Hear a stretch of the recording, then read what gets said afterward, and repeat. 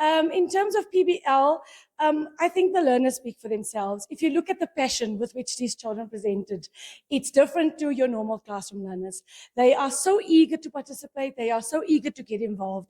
And you can, even the one is pacing up and down, you can just see the energy that there is flowing in the classrooms now. And that for us as teachers are important. The chalkboard and the whiteboard has its limitations. The children don't react like this. And the nice thing is my maths learner said to me, ma'am, you know what? I always thought of maths as just in a textbook. For the first time, I realized what maths actually means, what you do with maths outside of the classroom, what maths means to other people, that I use it for everything, all sorts of measurements. And I think that's what we want to do for our learners, is take away the blinds like a horse so that you can realize everything is integrated and that what they learn in the classroom, they can now use in the big world. It's not just something that's in a textbook. And that's the value for us. So if you have any other questions, you're welcome to ask, but I think they spoke for themselves, and the energy and the eagerness and the eyes, although they were nervous, you can just see the attitude to learning has changed. And that's what we're trying to do at Oosrand, is just change the learner, change the vision, and hopefully change the future. Thank you so much. Can you just talk about the change that you as educators have to go through? Yes, so as educators, it was a challenge for us, I won't lie, because we're so used to doing the same thing and what we were taught before. So now for a change, we had to think across how does maths link with sciences, with geography, with English. All the departments must now start planning together.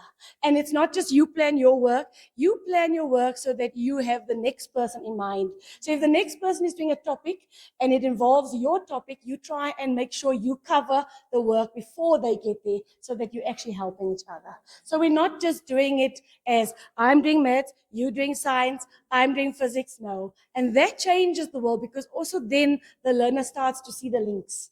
But actually maths is used in geography, and actually geography is used in a different subject. So that is a big plus for us. Yeah, so that's the change. PBL, or how the school was before PBL, and we saw how much effort they actually placed into this PBL project and the driving question. Now, I'm speaking from a point of view of how PBL is working currently in our school. I am in the FET phase, and I am in the tourism and hospitality sector.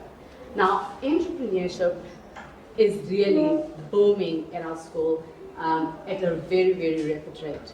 John Maxwell once said, if you value someone, they will follow you.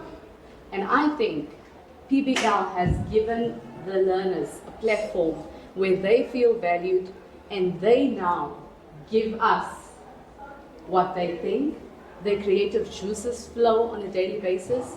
And teaching is now not just me in a classroom teaching learners from a textbook or from my resource center or the resources that I have, but most of the time they come up with ideas.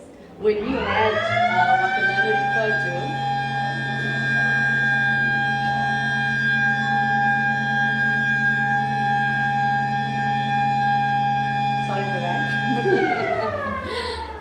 our market day, most of because our grade 8 and 9s were moving with the driving question, but the 10th and 11th and all the FT phases were like, ma'am, where can we fit in? What can we do? Most of them started on their day, they had a car wash because they wanted to make money.